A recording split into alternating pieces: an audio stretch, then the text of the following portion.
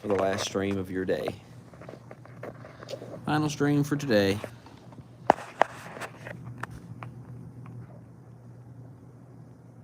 I rearranged his living room. Put the couch. I'm gonna wait for people to get in here. But I put the couch in the middle. I'm gonna put the TV on that wall. And couch right here.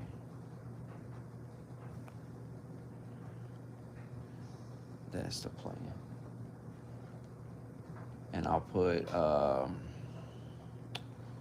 I have one lamp that went to storage, so I'll put it on one side of the TV. I'll have to get another one. I used to have two. I don't know. I think the other one's in the basement. It's no good. Fuck it. I have to buy another lamp, so I have two lamps there. And I'll light all this room up right here.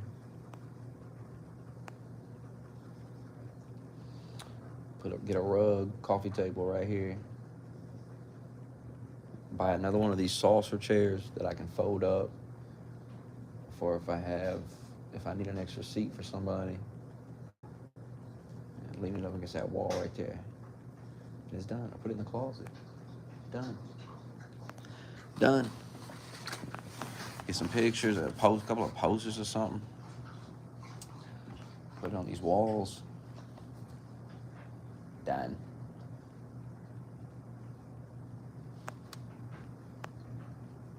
Put the Christmas tree over there when I get it. Yeah, it's Christmas time.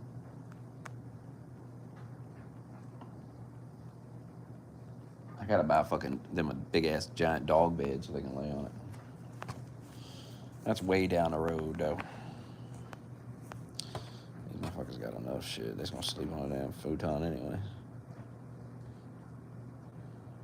Or this chair that I'm sitting in.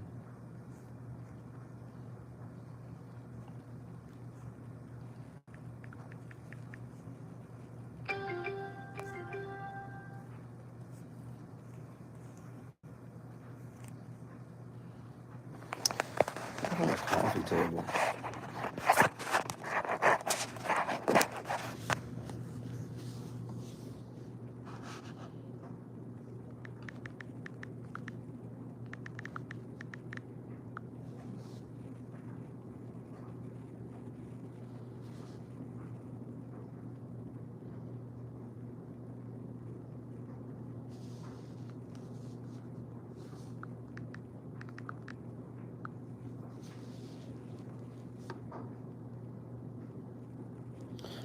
They have these coffee tables with like USB ports in them. Maybe I should try to get something like that for the phone. Like the phone is always dead. And you can sit it right on the table. And boom, there you go. They're kind of expensive though. I think I seen one for 50 though. Could be worth it though. As much as I stream. And that's where the phone gonna sit on the table.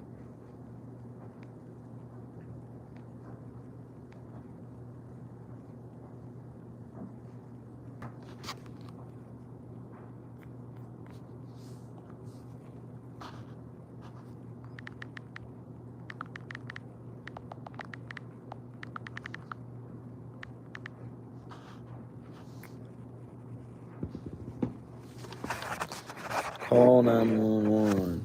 Shorty's hotter burning on the dance floor. Whoa. Somebody call 911. Somebody call 911.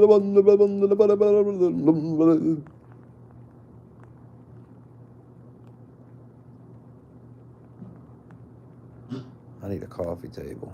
I don't need that. I don't need to call 911. Ain't gonna bring a coffee table, you idiot. Ah, damn moron.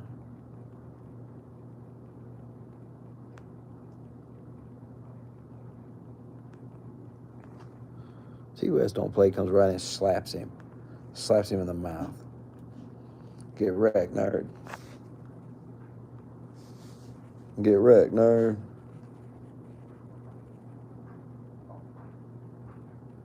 $26 coffee table. You can pick it up tomorrow. That's just a basic table, but it's $26.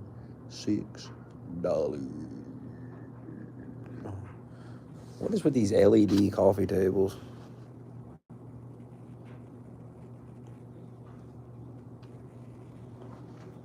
It's kind of dope. $89. It's got 2 drawers in total.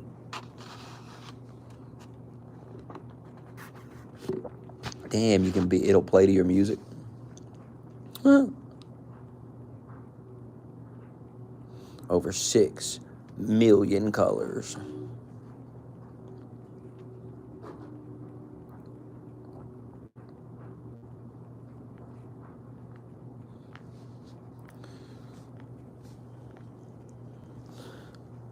All right, looks good. I want it. Somebody send me $90.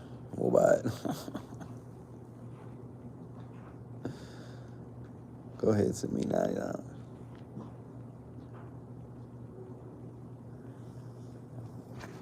We'll get it.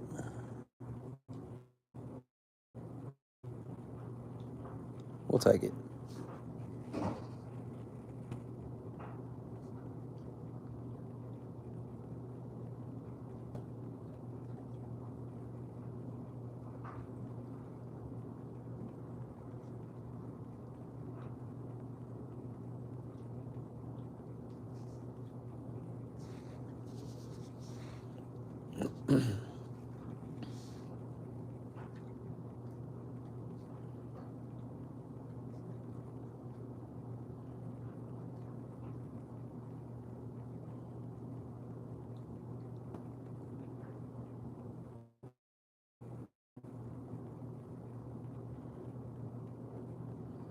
That's a nice table. Nice basic $34 table. Look at that. Look at that table.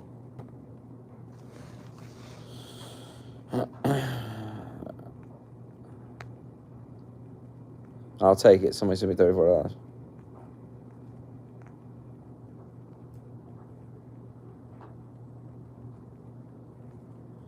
Can have it by October 15th. It can be sitting right there.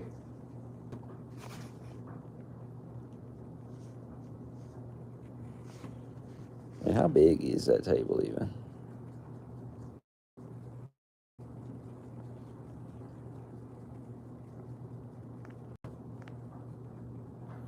It's pretty good size.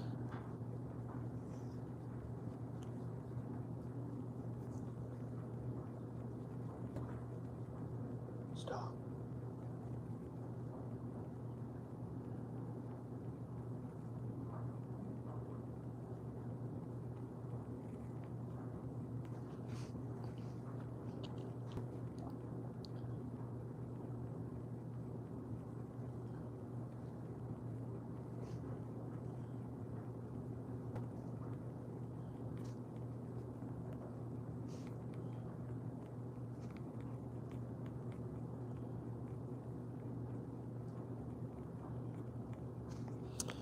So they don't have the end tables that they show in the picture with the goddamn table.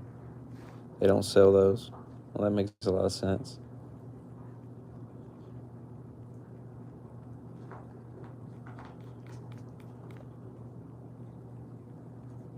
That makes a lot of sense. Don't it?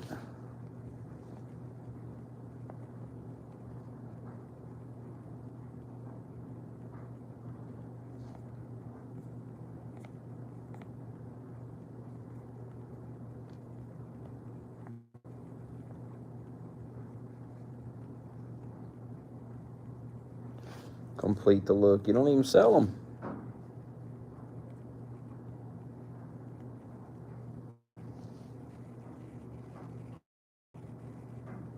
Oh, it's a nice rug. I like that.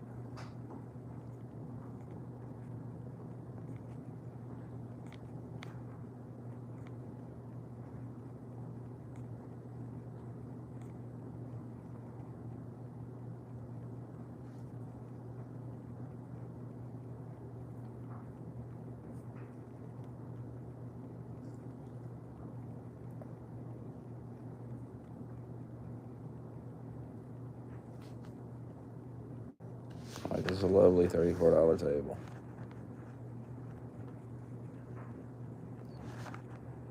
It'll do.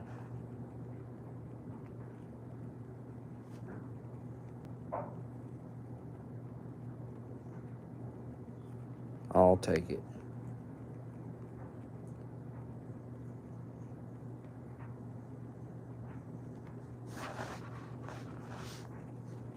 I'll rob a bank or some shit. Table assembly. Imagine you're so dumb you can't put that together. That fucking wood table. Oh my god. It can arrive Tuesday. Think about it. Think about it. $34.97.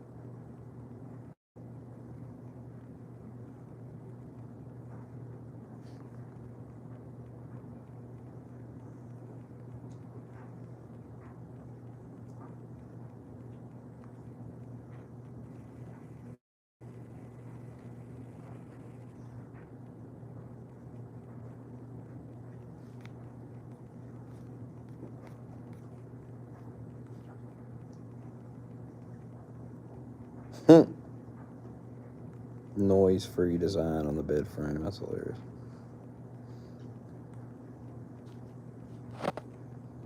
I don't know about that. It's a nice bed frame, though.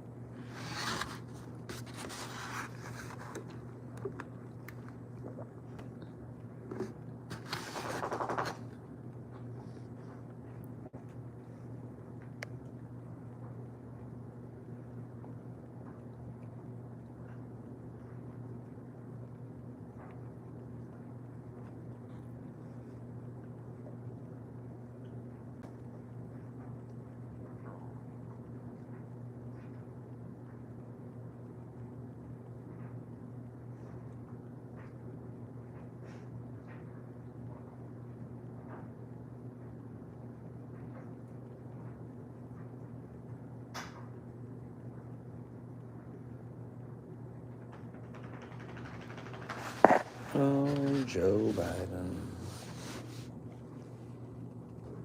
You've ruined it. You've ruined it all. Joe Biden. You ruined it all, Joe. Hey, Joe. You ruined it all. You ruined everything, Joe.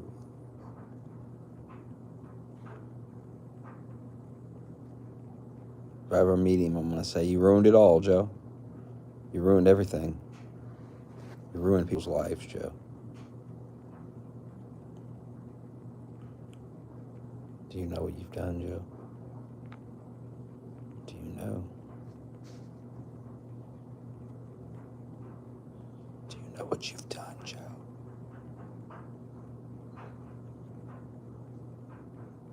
Joe, do you know what you've done to me and all of the children? Joe, do you know?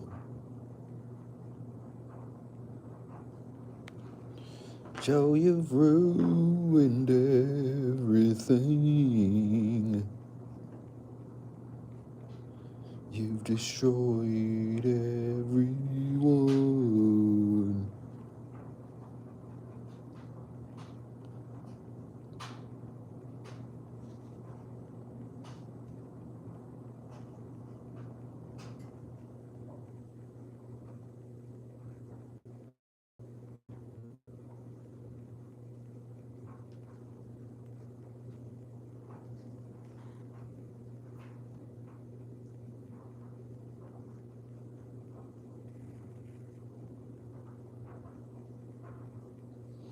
Why would you put like books and shit right above your head on some shelf right above where you sleep on a pillow? Look how stupid that is. Hold on, let me see. Yeah, see that? Look how fucking stupid that is. That's so dumb.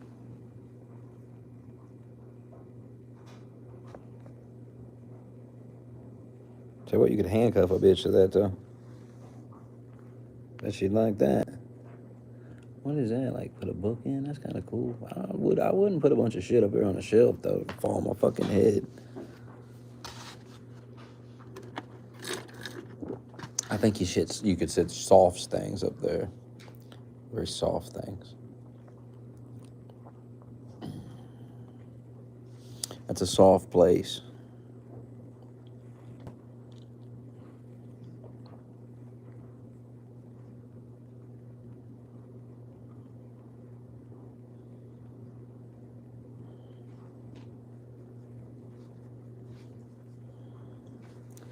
Hey, Joe Biden, boy.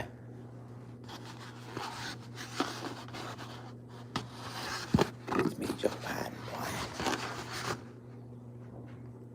Hey, boy.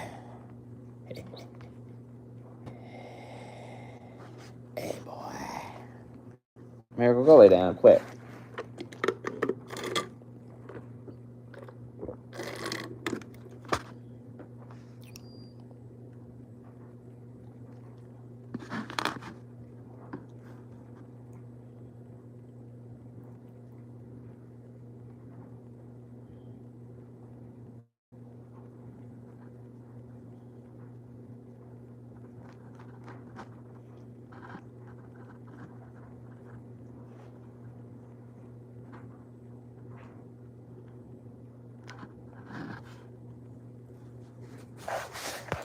Hey, now.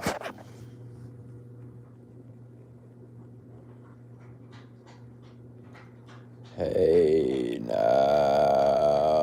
boy.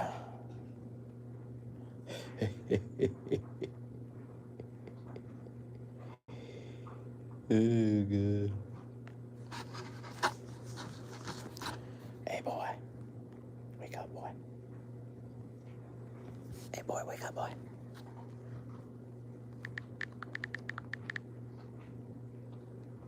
Hey, boy. Hey, boy.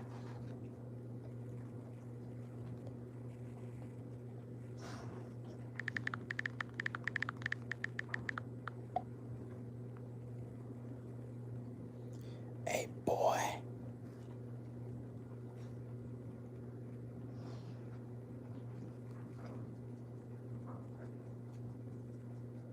Hey, boy.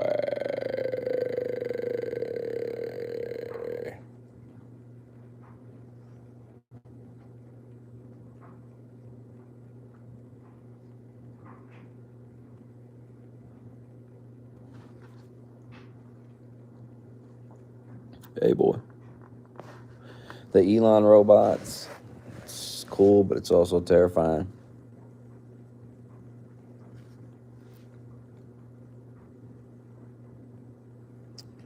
Truly terrifying.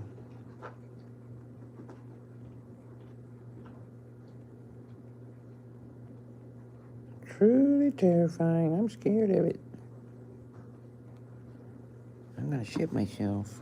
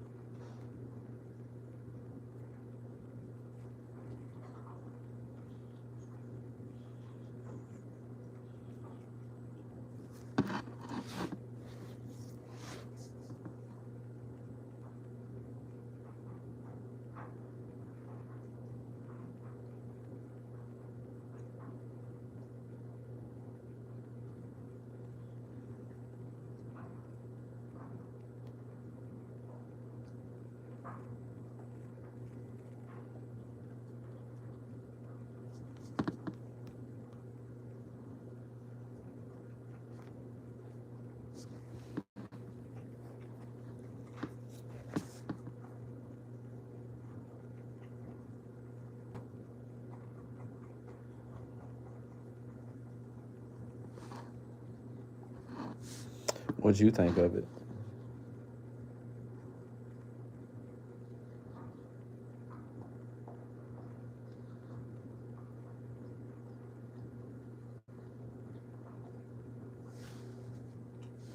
What did you think? Are you afraid? You should be. You should be afraid, boy.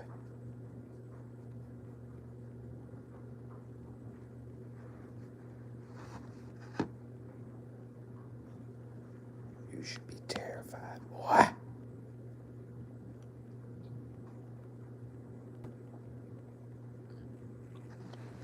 Hey, boy. Hey, boy.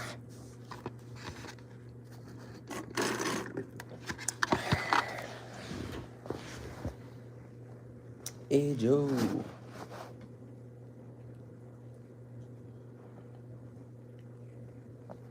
Hey, Joe, give it a go. Hey, Joe. Hey, fucking Joe. Hey, fucking Joe.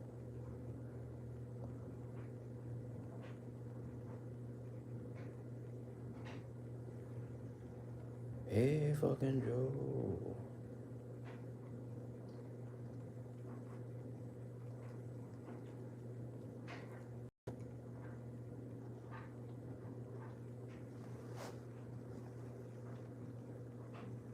Can't say what. Hey, Joe. Give it a go.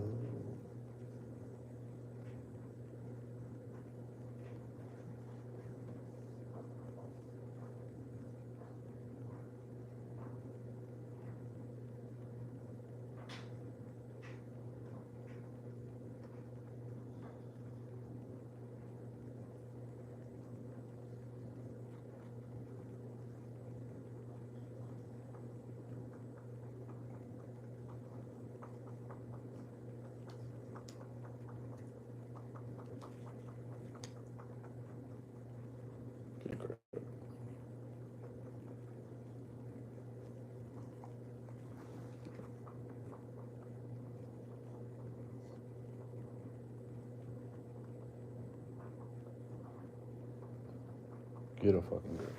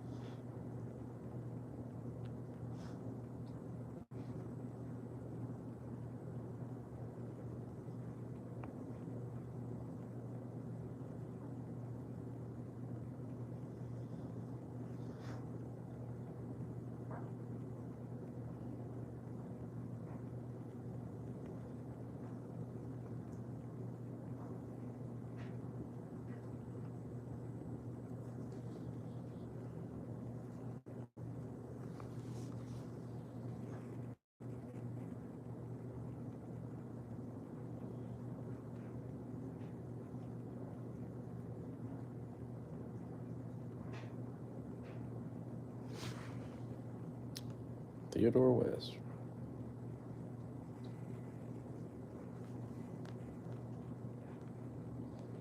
Old Theodore West. Look out, look out, look out.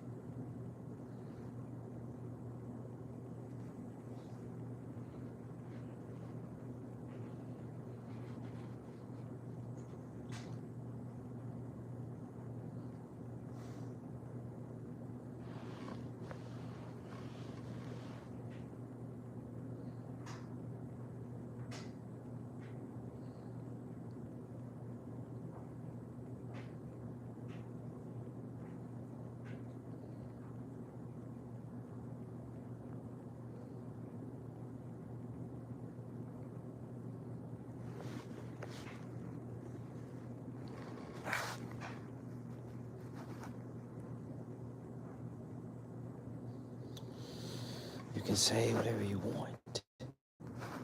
It's America. Now knock it off.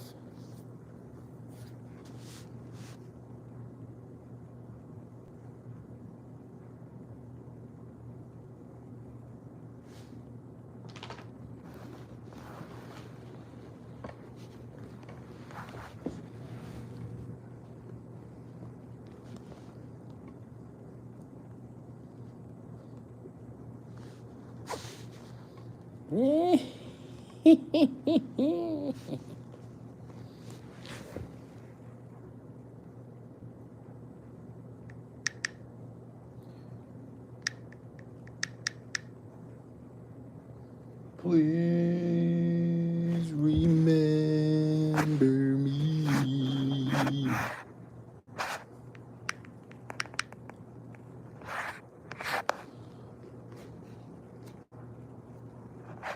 Did Obama convince you to vote Kamala?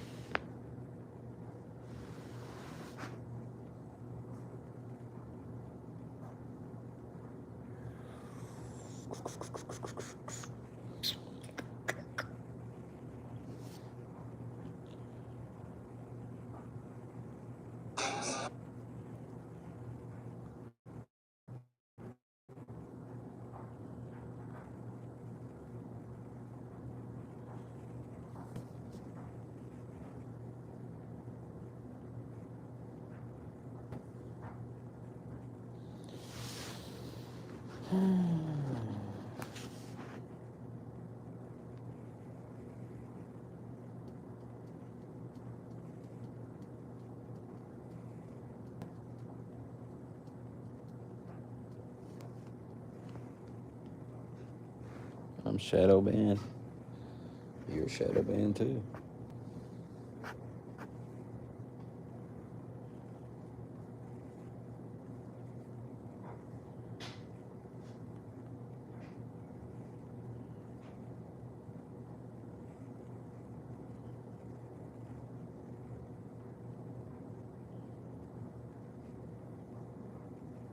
That we have for a Dude, I watched, but there's a ton of videos I found this channel, and it's literally just video after video of David Pakman getting fucking wrecked. He was getting destroyed by multiple people. Here's Dr. Phil doing it. On the David Pakman Show, as David Pakman. Trying to remember who I listened to this morning. Oh, that guy on Fox News. God, what's his name? Will Kane. You know who Will Kane is? He fucking destroyed David Pakman, bro. Will Kane made a fool of David Pakman. Just fuck. And then Megyn Kelly just annihilated him. Man tries to corner Dr. Phil into making his argument trashing wokeness political. But Dr. Phil fires back and explains to poor soy boy David Pakman from a professional perspective that wokeness is killing society in true Dr. Phil style. So let's jump in. Today we'll be speaking with Phil McGraw, also known as Dr. Phil, host of Dr. Phil Prime Time on Merritt Street Media, and author of the new book, We've Got Issues, How You Can Stand Strong for America's Soul and Sanity. You know, I'm very interested to speak to you today because in preparation for our interview, I've been watching some of the Fox News appearances, looking at the book, etc. I never really saw you as a guy who delved into political issues per se. You seem more willing, interested, and I must say, maybe more conservative than I thought you were. Is that a fair assessment? Not at all. Okay. Because I am so not political, you can't even believe it. And I'll tell you why. I know nothing about politics. And, and I know why you say that. It sounds like it.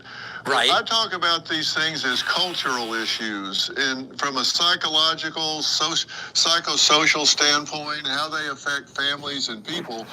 And they do overlap with some of the things that politicians talk about, but they talk about it from a political standpoint, funding standpoint, how they can get this bill or that bill through. Couldn't care less. But I am interested in those issues in terms of how they impact families in their day-to-day pursuit of life and peace and being able to raise their family in a healthy environment. So there's a lot of overlap, but I don't talk about it from a political standpoint because I frankly don't know enough about the politics of it all. I'm just willing to admit that. I'm just willing to admit it. I don't think a lot of other people know either. I'm just willing to admit it.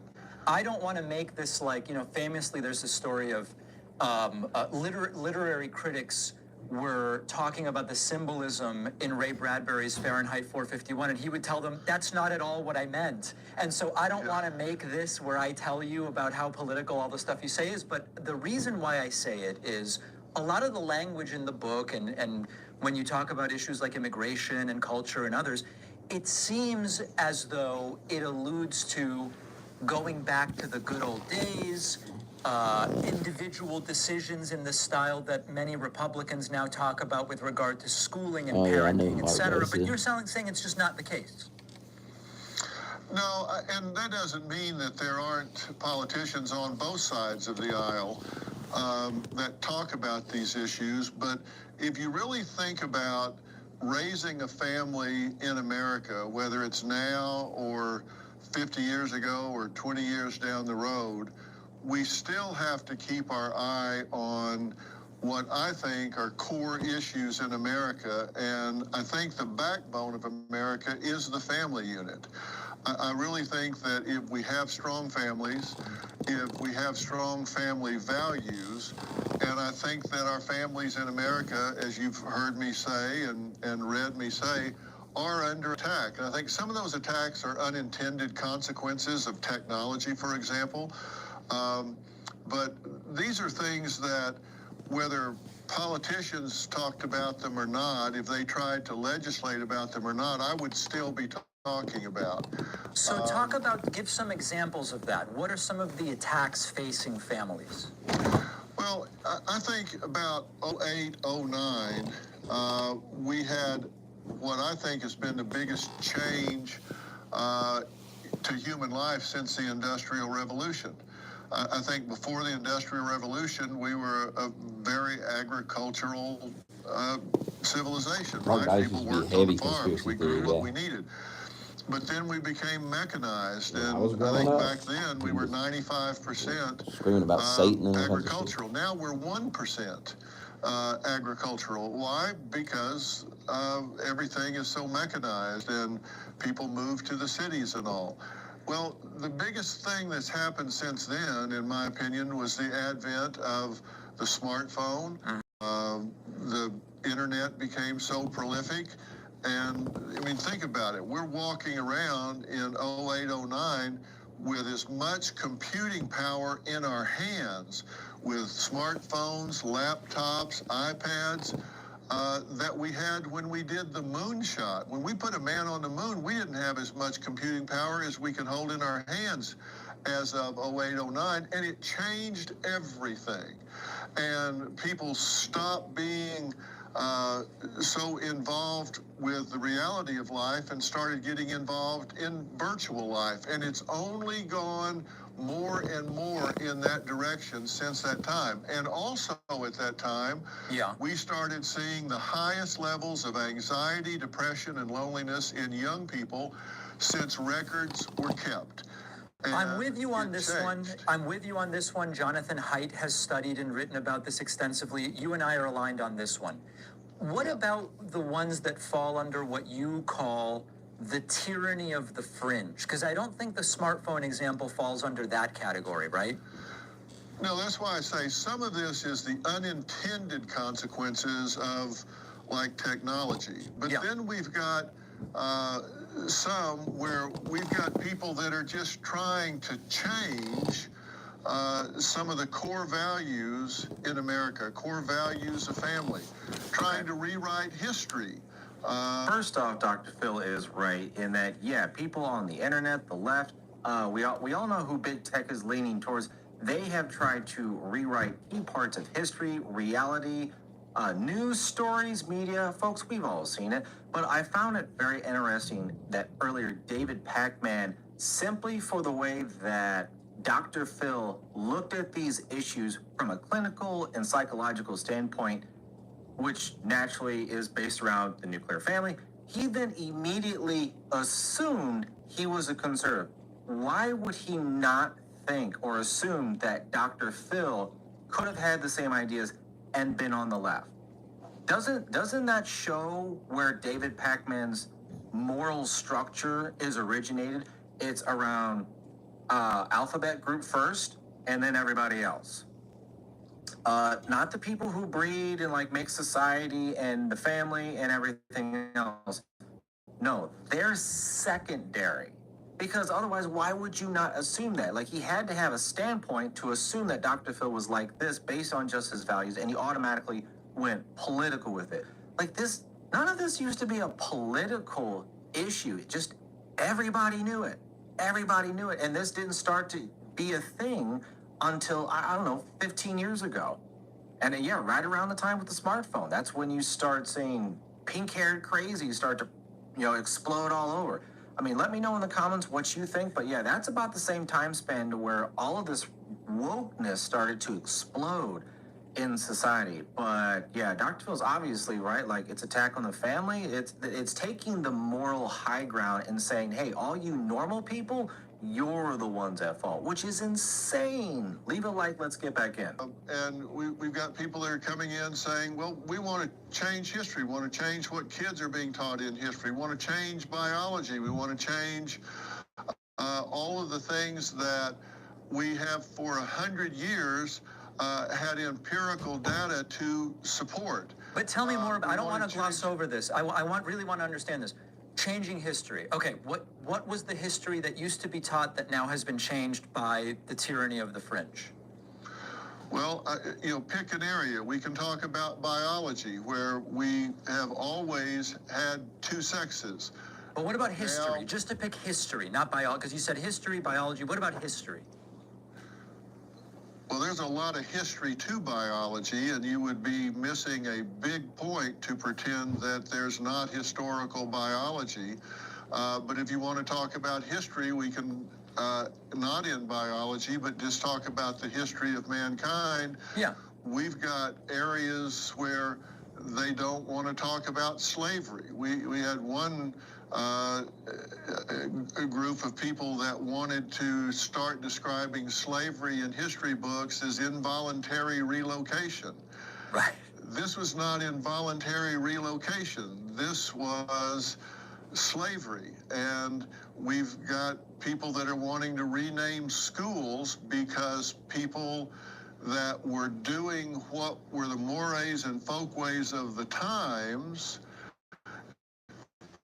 now would clearly be doing things against the law, certainly against mores and folkways, because they were slave owners at the time, are saying, well, now we have to tear down these statues, we have to rename these schools, and we don't want to teach about them. We have to learn from our mistakes as a society. We can't pretend those things didn't happen. They did happen. They were dark and ugly times in American history. We don't want to pretend those things weren't there. So let me see if I understand, crazy. Because there's a bunch of stuff. So if I hear you correctly,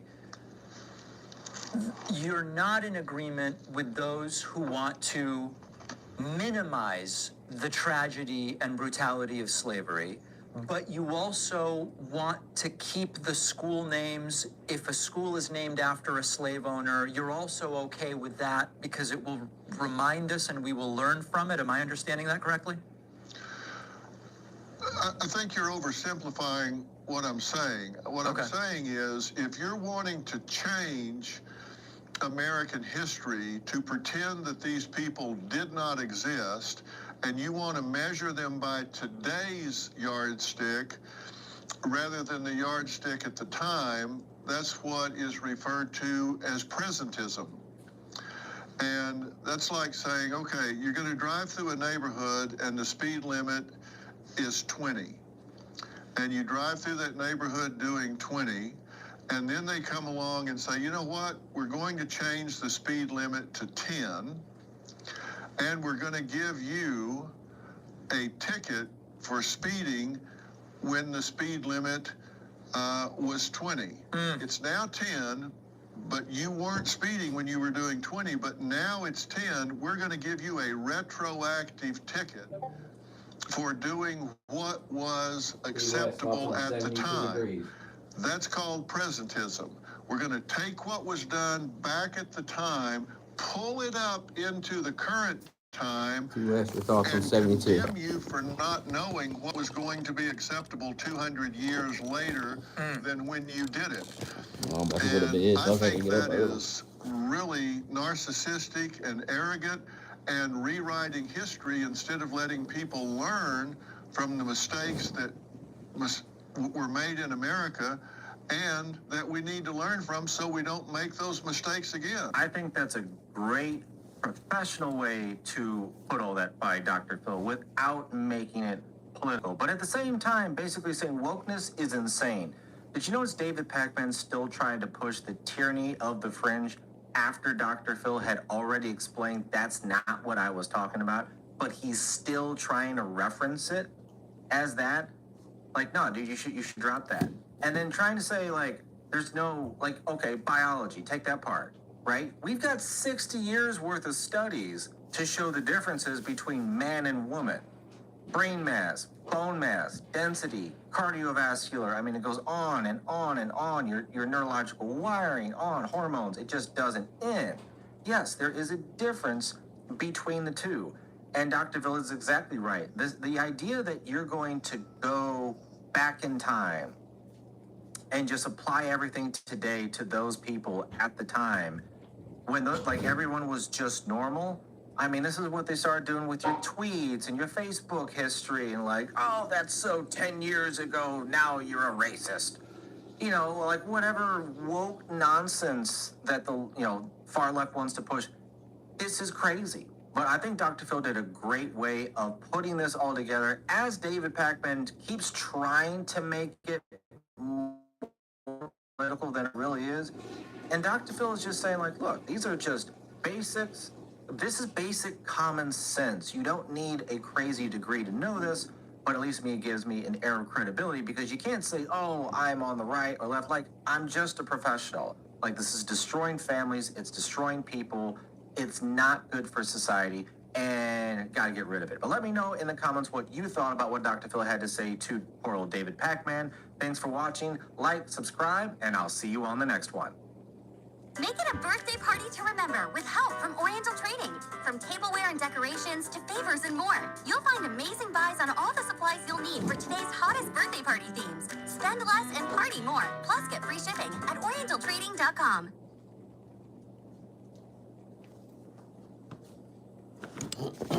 What the fuck?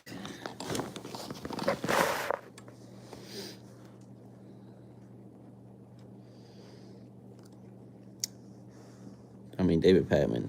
There's so many videos of him just getting slapped around. Let me find another one.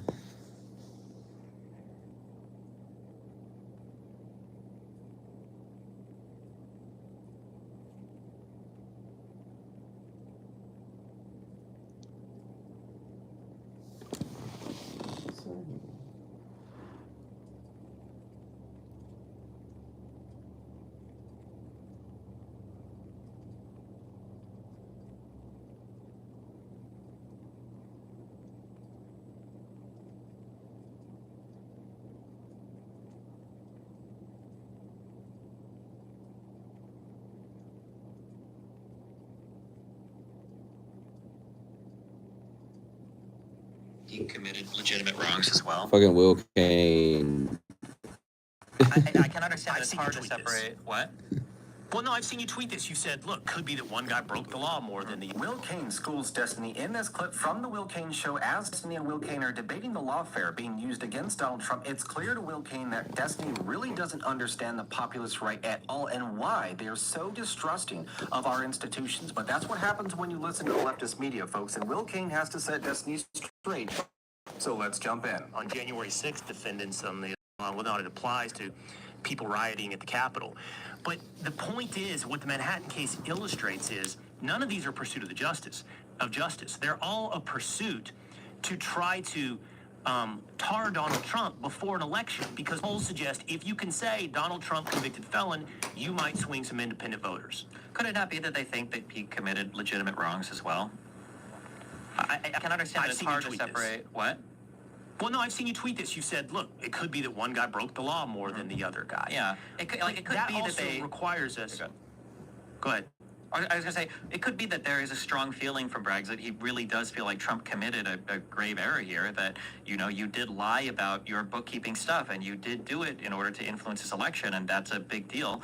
I mean, whether or not that's a huge benefit of the doubt. It is, but here's the thing. Republicans historically have always been strong defenders of right to own and bear firearms, and big proponents of the Second Amendment. I enjoy the Second Amendment a lot. I just got a sick new pistol 2 days ago. I really like shooting guns. However, man, Hunter Biden catching, what was it? That was a conviction for lying on a 4473 because there's a video of him doing drugs and owning a gun at the same time. I don't know if there's ever been a federal charge like that in the history of all of going through 4473s in my entire life. But nobody seems to care about that because it's Hunter Biden, even though it's like a gun thing. So, I mean, I try to give people the benefit of the doubt unless they've shown me a lot of reason why I shouldn't give them the benefit of the doubt. And I will agree that in New York, Braggs has said things in the past where it's like, man, you really should shut up. You really shouldn't be saying, these types of politically charged statements about wanting to go after Trump or whatever publicly. I'm not gonna die on the hill of defending that New York case, but I do try to give the benefit of the doubt where it's possible. And it could just be that he really does feel like something wrong is happening here. And if he hasn't, and you know what, if it's BS, I hope that Trump wins in court. I hope he beats it.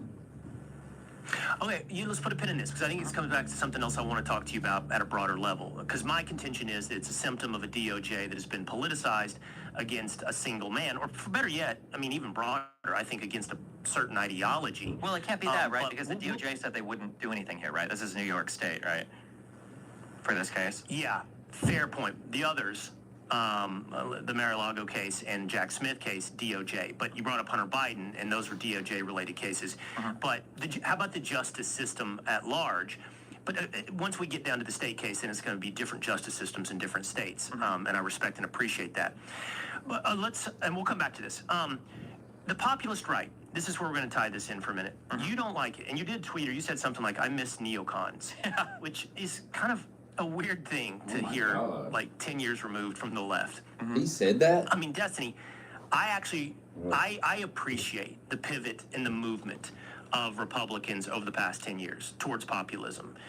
Less elitism, more in touch with the electorate, more concerned with the middle class, more concerned, I think, not just in rhetoric, but the everyman out there, the person who's getting censored on the internet in every way, and less interested in your appreciation of globalism, of I don't know, blurring lines and borders across this world.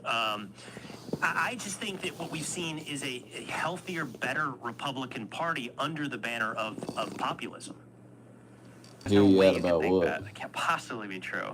I feel like there are so many fundamental things about the conservatives in the 2000s that I thought were defensible and maybe even good.